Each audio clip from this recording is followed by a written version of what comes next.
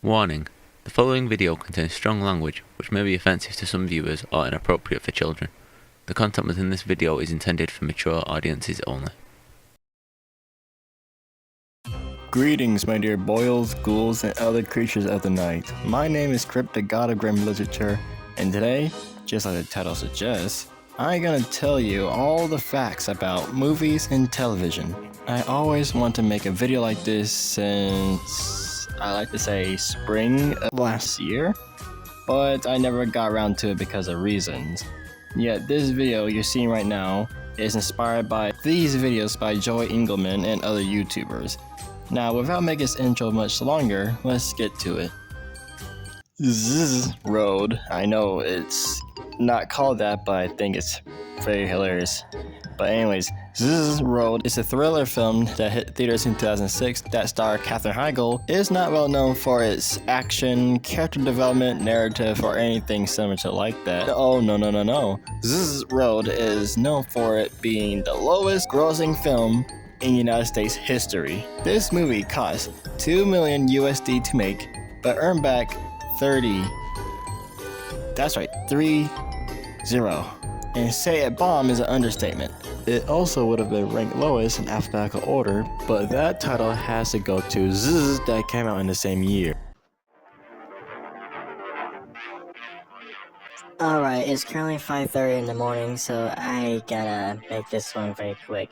The most usage of the word is swearing at the movie, which has a total of 935 at the runtime of 112 minutes, equals to 8.35 per minute, outbeating 2005's Fuck that has a count of 857 at the rate of 9.21 per minute at a 93 minutes runtime. And The Wolf of Wall Street said in a total of 569 times in its 180 minutes of runtime, equals to 3.16 per minute.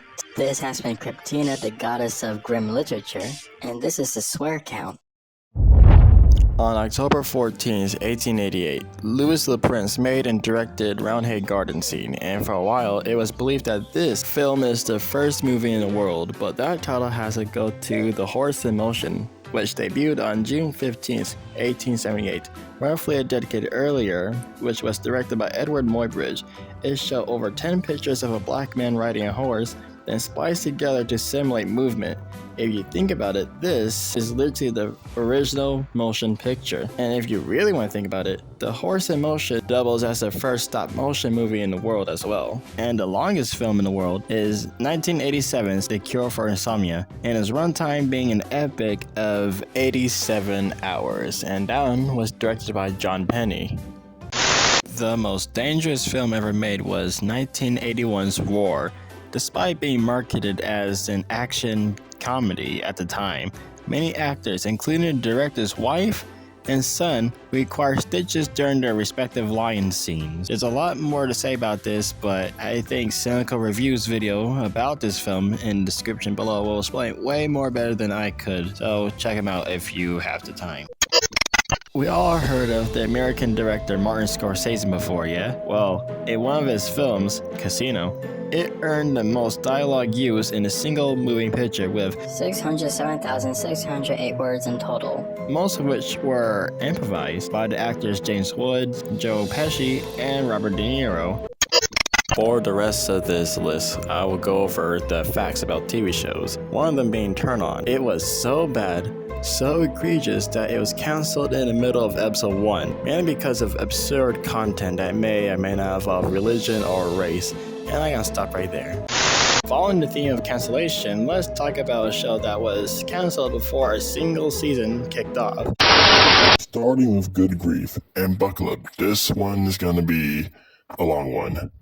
It's about two brothers, Derek and Dondre Johnson, aka the Undertaker twins. If you haven't guessed, it's about two brothers that own a funeral home, and it was supposed to debut in August of 2014, but a month before that, 8 bodies were discovered while the twins were in the process of getting evicted for unpaid rent. While their funeral license were on the cusp of being expired, and then the building's owner contacted the authorities. 7 out of the 8 bodies were rotting away for over a year, 2 of which were infants. And Dondre Johnson was charged with 9 counts of abuse of a corpse and sentenced to 2 years in jail, then financially penalized a little under $250,000 US. But his wife, Rachel Johnson, was convicted on similar charges, yet no info had released since the writing of this script of November 2024. Okay, that was dark. I think a short break is in order. We'll return after these messages.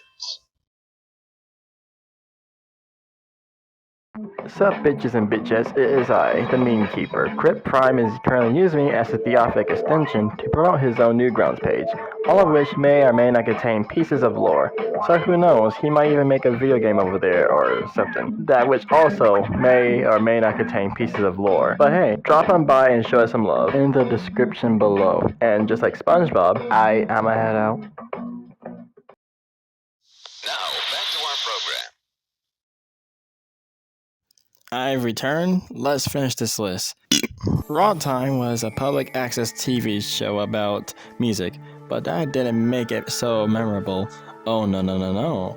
It's about the rotation of hosts over the years, but one of the hosts was not like the other. A gothic name, quote, Mistress Tina Rena, but I'll call her Tina for short. Despite being on there for half a year, she left an impact with her virtues of temperance and patience against her callers that talk shit and or catcall her. Oh yeah, she was 16 during the run of Raw Time. Gross. After Tina left the show, no other information about her had surfaced.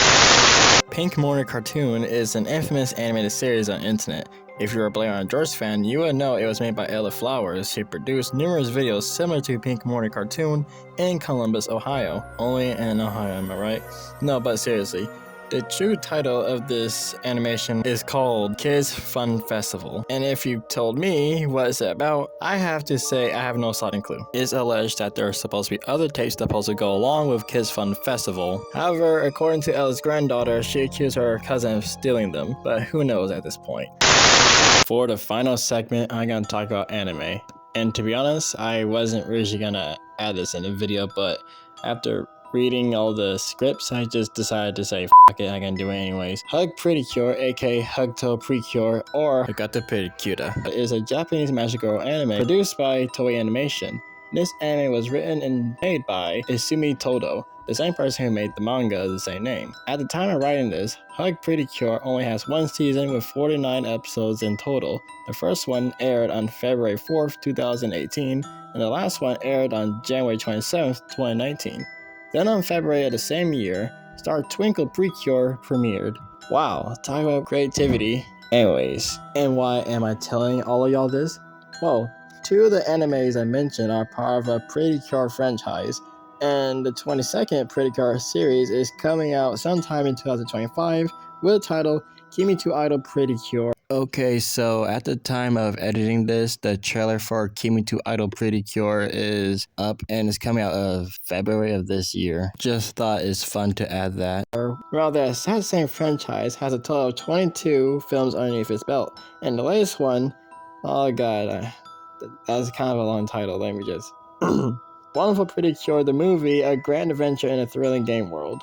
That hit Japanese theaters of September of 2024, which lead us back to Hug Pretty Cure. Hug Pretty Cure Futari wa Pretty Cure All Stars Memories currently holds a Guinness World Record for the most magical warriors in an anime film, with 55 Pretty Cures that span across 13 generations, all with complete speaking roles. Plus, Hug Pretty Cure Futari wa Pretty Cure All Stars Memories was made to celebrate the 15th anniversary of the long-running anime franchise. This concludes facts about films and TV. This has been Crypt signing off, and I love you all cosmically.